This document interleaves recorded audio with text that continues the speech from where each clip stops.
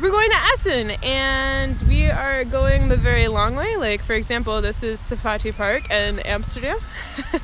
May have taken the train in the wrong direction, but that's fine. Steve is vlogging, supposed to be, while I'm doing things, but he doesn't know what to talk about. I don't know what to vlog. I'm trying to make him practice vlogging for Essen. Oh, hi birdies. Alright, so let's start talking about board games. So number 14 on my list of what I want to get at Essen would be Logranja, I think I'm saying that right, dice game. So it takes the dice part of the Logranja game and then it turns it into its own standalone game, and that's like the best part of Logranja anyway, so yeah, excited for that. So the next game that we're looking to get is Fan and Mallet from Table Cross, I believe, is the publisher. But it's a two-player only game, and in this game one player takes on the god of riches and the other one takes on the god of poverty, and we're basically fighting over this village. So we have our own followers, and on our turn you can put one of your followers on one of the buildings in the village, and once a building hits a certain number of followers, you figure out who has the control of the building, and then that player scores it. And then different followers grant different abilities, so it's like a little bit of an area control game for two players, which seemed pretty interesting, and I'm always on the hunt for new and interesting two-player games, so yeah. Alright, so number 12 would be Handschuh. Handschuh is a trick-taking, tile placement, city building game. So on every round, there's 12 rounds, there's 2 phases. The first thing you do is everybody plays a card into basically like a trick, and then whoever takes the trick gets to pick from those cards first, so they'll get one card first, and then after everybody has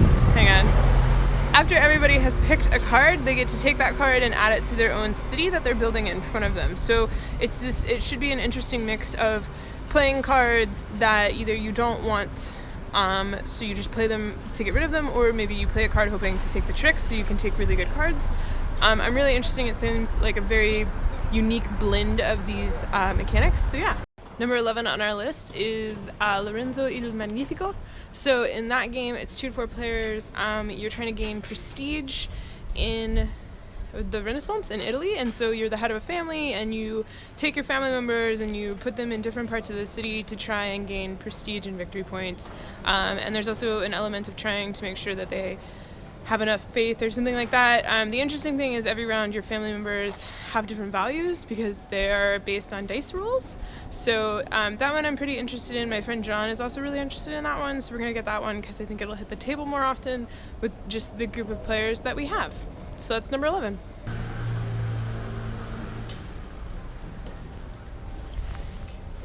Number 10 on our list is Feast for Odin, which is the new Rosenberg.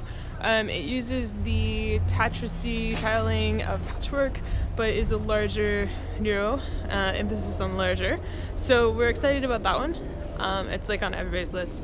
We're definitely getting it. I know it's gonna be super heavy. Don't care. The number 9 video that we'll be getting is number 9 game that we'll be getting is Potions Brew. It's being published by the Spiel Museum. So every year the Spiel Museum does one game that wins the Austria Game Award, and it's always really good. Last year was Oh My Goods, before that was Port Royal. So we're definitely getting Potions Brew. Alright, grocery shopping done. So, what's the next number? Is it number 8? Number 7? Can't remember. Anyway, the next one on the list is Power Grid, the card game. So there's like a whole big movement of making card game versions of other games, but it's just Power Grid, the card game. I guess it's a card version of the classic Power Grid game. I don't know, we really love Power Grid, so why wouldn't we get this? Also, I've lost Steve. Oh, there he is. Number 7 on our list this year would be Las Vegas, the card game, and I think this is maybe an expansion. I don't think this is standalone, or maybe it's just like a re-implementation.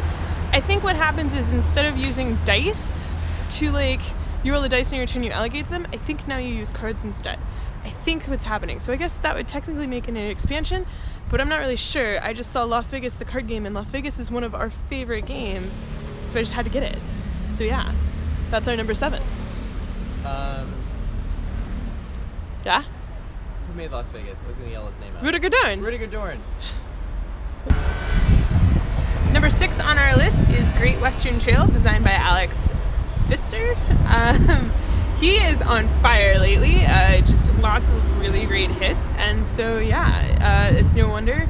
Pretty exciting what this game is coming out for. I'm gonna be honest with you, I can't remember what stuff it is, but yeah, it's just a must grab. So the number 5, we're on the end of a train. So the number 5 game that we're getting at Essen would be Fold It, and I can't remember the designer and I didn't write it down. But in Fold It, every player has like this piece of fabric that has a 4x4 grid of like fruit dishes or food dishes on it, and at the beginning of every round, there's a deck of cards. The cards get flipped over, and one card gets flipped over, and the first person to fold their little piece of fabric to match the card wins that round and gets the card for points. So there you go. It sounds really interesting. Sounds like a really unique, interesting little travel game. Number 4 on our list would be Schlotten Totten, which is a re-implementation or just a reskin of Battle Line, which is one of Steve and I's favorite 2-player card games, which I think I may have filmed a review for. I did B-roll of it. I don't know if I actually reviewed it. But yeah, so Battle Line is a 2-player card game where you play cards from your hand to try and do sets.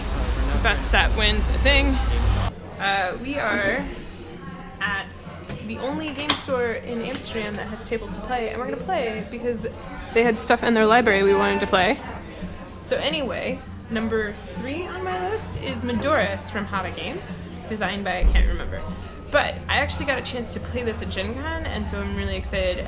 In the game you have workers that you're sending to different resource piles to like pick up stuff, and then you're building houses around this board, and there's a druid that comes and visits, and you have to pay him resources when he comes and visits you. So you're trying to, and you gain money and resources, so you're trying to, or you have to pay him money when he visits you. I was really tired. That was the day my camera was stolen, but you can see the B-roll I think on day 3. Anyway, really excited, definitely gonna get it. That was a lot of fun. So now we are going back to our hotel because jet lag has hit in, but I just like having Steve in the background. The number 2 of our Essen list would be Railroad Revolution. But the original German edition we have doesn't actually fit. Railroad Revolution is coming from What's Your Game, and they weren't sure if it was actually going to be available and ready for Essen, but it is, so I'm very excited. And my jet lag brain can't tell you why. So here's some text about it. I'm sorry. Amsterdam thought we might miss home, so it decided to be a little bit more like Portland. The number 1 game that we are going to get at Essen is also a Rosenberg title, and I'm sure you know what it is already because it's Cottage Garden. So this is essentially, it uses a similar, I don't know if it's drafting, but like buying mechanic as Patchwork, but it expands the game for 4 players. There's some differences, it's not a direct thing, but yeah, we really like that mechanic in that game and very excited. We like his games, period, so that's why there's 2 of them on this list. But there you go, that's our top 14 list for Essen 2016. Also, we have 2 solo games on the list because Steve likes solo gaming. The first solo game would be Airborne Commander, which is a World War II deck building game where you are deploying paratroopers. So yeah, it's a solo game, pretty interesting. Gonna get that for him. And then the other one, he's really excited for Robinson Crusoe 2nd edition. We've never played any of the editions, but we've been waiting for the 2nd one. So yeah, really excited that that's coming out from Portal Games. I think that's it for our list. I think that's it for this video. Oh, and what about Oh My Goods? The expansion? No, just the base game.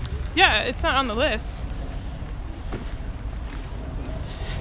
But it's in my bag. We got the Dutch version because the name is awesome and it's bigger and yeah. Plus it'll fit the expansion we're getting.